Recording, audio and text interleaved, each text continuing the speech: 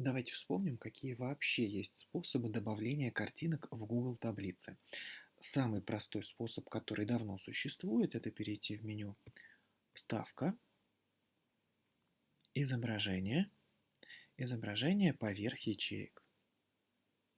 Здесь, вот в этом окошке, мы можем выбрать способ добавления изображения. Взять его с Google диска, добавить по ссылке или загрузить с компьютера. Давайте загрузим.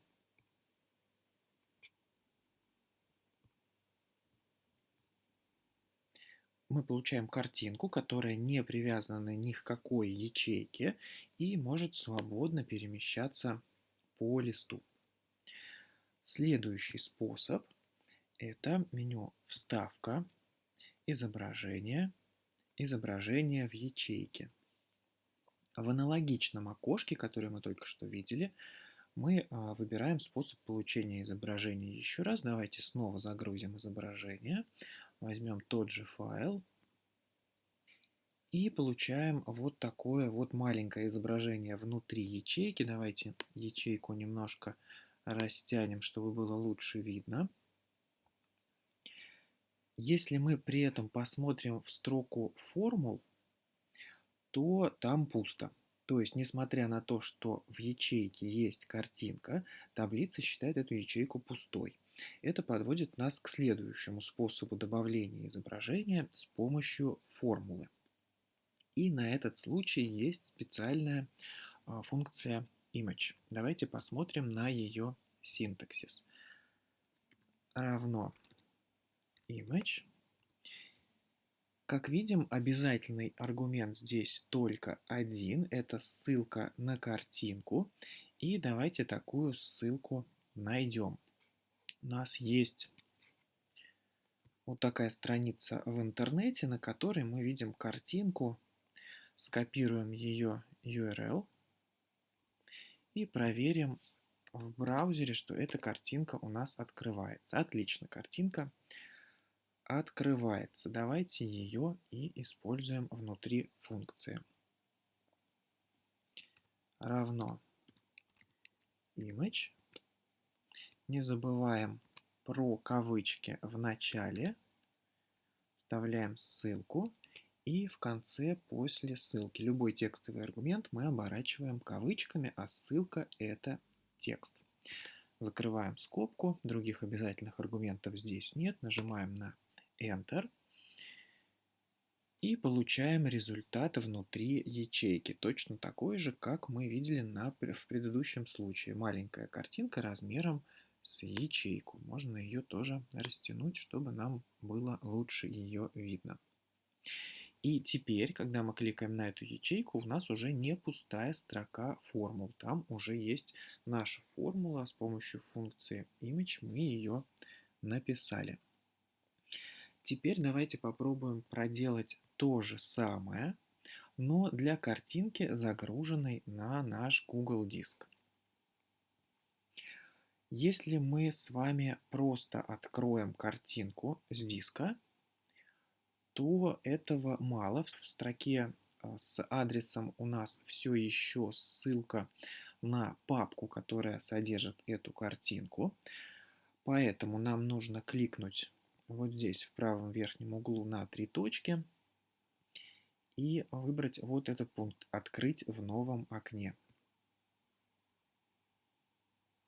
Вот теперь у нас в адресной строке ссылка конкретно на нужный нам файл. Давайте ее скопируем. И для наглядности вставим ее, ну вот, например, сюда в ячейку А1. Снова напишем нашу формулу, но уже с вот такой ссылкой. Давайте где-нибудь вот здесь. Равно image. Не забываем про кавычки. Закрываем скобку. Нажимаем Enter. Формула написана, а результата нет. Почему так? Дело в том, что мы вставляем с вами ссылку не на конкретную картинку, а на файл, который расположен у нас на Google диске, то есть на условное место его хранения. Давайте еще раз мы перейдем по этой ссылке. Что у нас здесь есть? Помимо самой картинки, здесь есть еще вот это вот все окружение. Оно лишнее, а нам нужна отсюда только картинка. Как ее отсюда получить? Простых способов, к сожалению, нет, но решение все-таки существует. Обратите внимание, что в ссылке с картинкой у нас в конце стоит слово view, просмотр. Если мы посмотрим на ссылку нашей таблицы, в которой мы работаем, то здесь есть слово edit, редактирование. Так вот, с помощью манипулирования элементами ссылки мы можем экспортировать нашу картинку из такого формата, который нам не подходит, вот такого, в тот, который нам нужен. Давайте вернемся на Google Диск и скопируем ссылку для общего доступа к нашей картинке. Выглядит она вот так вот. Если мы используем эту ссылку, то мы все еще не получим никакого результата. Пустота. Поэтому мы в ссылке делаем правки. И поправить нам нужно вот что. У нас здесь стоит слово open. Его мы должны заменить на вот такой параметр UC. И теперь эту ссылку уже будем использовать. Равно image. Вот она наша ссылка. И готово. Мы получили картинку внутри ячейки с помощью формулы. У этого варианта есть минус. Нам пришлось проделывать некоторое количество манипуляций по извлечению вот этого вот ID, копированию ссылки. Давайте попробуем видоизменить нашу функцию таким образом, чтобы ID мы могли получать чуть более автоматизированно. Варианты есть разные, можно использовать тот, который удобен вам. Я покажу на примере функции, которая называется regexextract. И какой здесь синтаксис? В качестве первого аргумента у этой функции идет текст.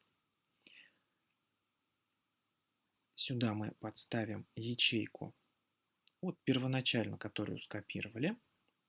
Из этого текста мы будем извлекать информацию. А второй аргумент – это регулярное выражение. В регулярные выражения мы углубляться не будем, просто воспользуемся готовым шаблоном, который выглядит вот так вот. Не забываем окружить его кавычками, так как это текстовый аргумент. И давайте разберем, что здесь у нас есть. Первая часть этого регулярного выражения говорит нам о том, что нам подойдут фрагменты текста, которые содержат подряд идущие заглавные буквы, или маленькие буквы, или цифры, или символ подчеркивания, или дефис. Это все то, что может входить в ID. Вторая часть говорит нам о том, что таких подряд идущих символов должно быть 20 или более. То есть места, которые в ссылке перебиваются точками, слэшами, они нам явно не подходят. А все, что между ними, оно явно короче, чем 20 символов. В итоге из всей ссылки нам подходит только вот эта часть между двумя слэшами. Самая длинная часть – это ID, который мы с вами и получим, когда нажмем Enter. И давайте теперь соберем нашу формулу заново, но уже с учетом полученного вот таким образом ID. Я здесь его скопирую, всю формулу. Вернемся в нашу функцию image. Удалим ID, который мы писали вручную. А на его место поставим ID, полученный с помощью regexextract. Выглядеть это будет вот таким вот образом.